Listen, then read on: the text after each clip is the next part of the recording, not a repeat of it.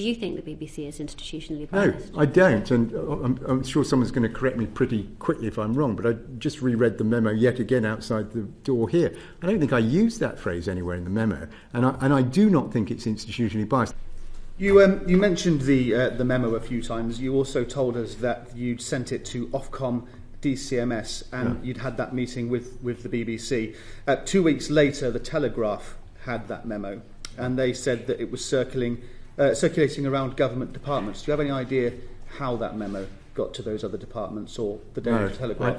No, absolutely not. All that I know is what I've stated. Did you share that memo with anybody else beyond the BBC board? Absolutely and those not. committees? Oh, well, so Ofcom and DCMS, but beyond that, no.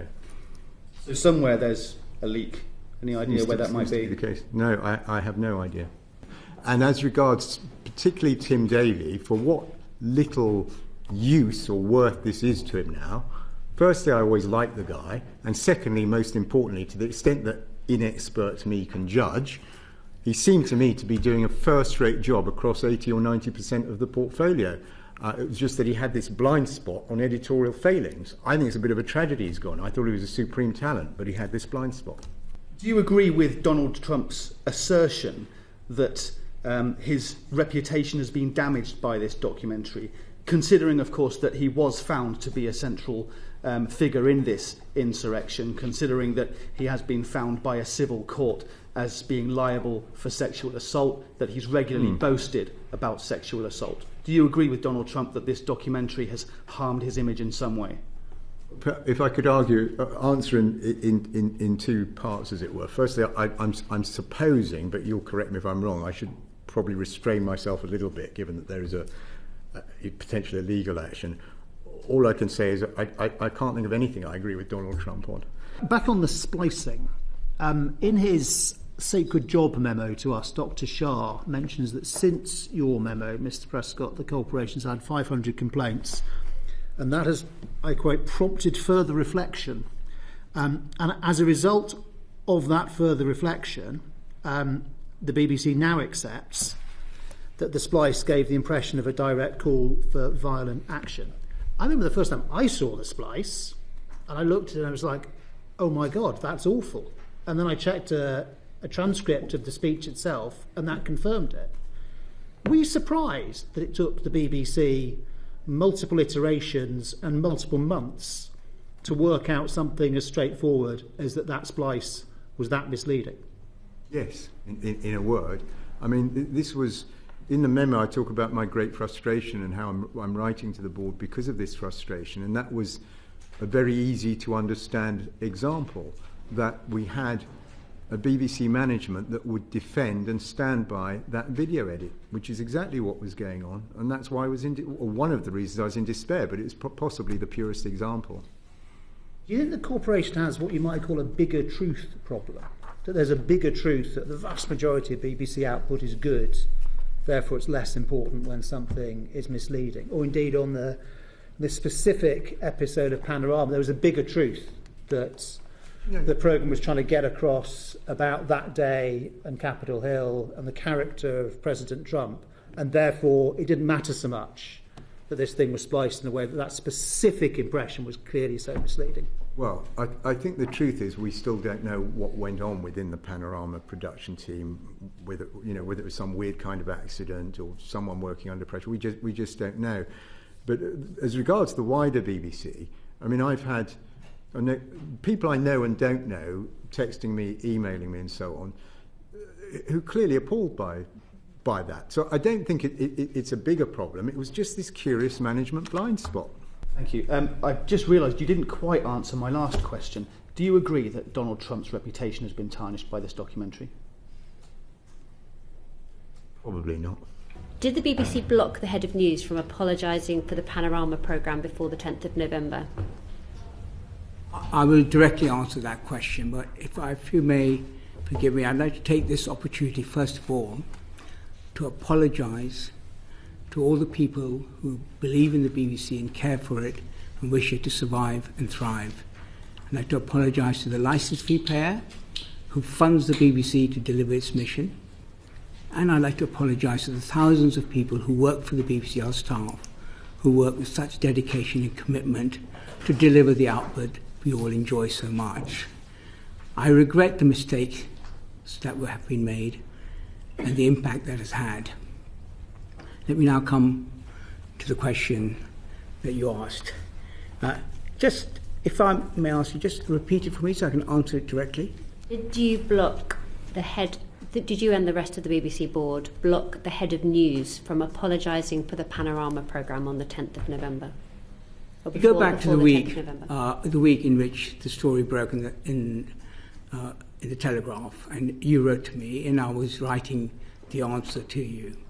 I heard that the news wanted to apologise for the splicing of the edit with a white spark. I thought that was a necessary thing to do, but wasn't sufficient, because the fundamental issue here was the sequencing of the edit and the placing of the Proud Boys march.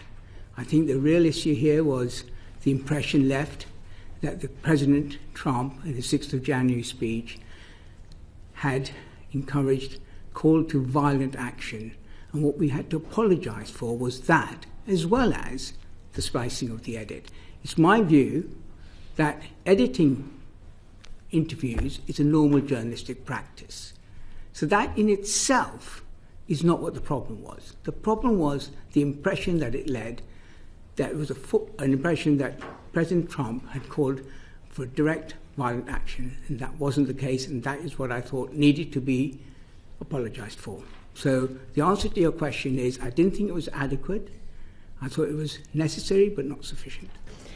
It seems quite clear to me that the way that both the Newsnight and Panorama edited this clip broke those BBC editorial guidelines. So what I'm just trying to get to grips with is why it took a year to apologise for this failing, despite the EGSC, which you chair, having concerns about this programme on 3 separate occasions, and why no action was taken despite the fact that there was a clear evidence of a breach of editorial guidelines.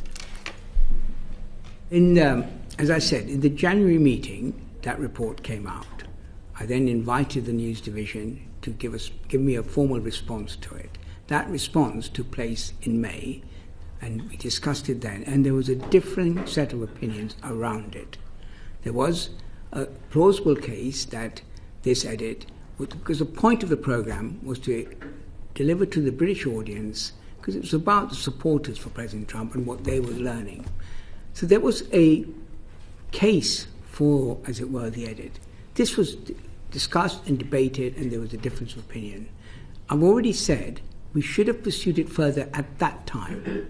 And by pursuing it further, we should have investigated it in detail with the people responsible in the BBC to do that. Part of some of those discussions, there was a continuing and sharp difference of opinion between certainly the chairman and me and some others on the board with the director of news about whether we were going to apologise just for the edit, or whether the impact of the edit and indeed the positioning of the Proud Boys material had given a misleading impression. We felt that it had, and the news continued to maintain that actually the impression given despite the edit was correct, because the gist of the speech by Trump had, for example, the use of the word fight 15 times and only talked about peace once. They felt that the edit was justified, but it should have been a more transparent edit. We felt that the edit had led to a more profound problem. And indeed, your quotation of the editorial guidelines is absolutely right. We felt it violated them. So I'm old enough to remember 2007, before your time leading the organisation, but when the BBC was in hot water over the misnaming of a kitten. Oh, yes. You do get held to a higher standard. That comes with the privilege of the licence fee. But on that occasion, it also took over a year and a leak for it to come out.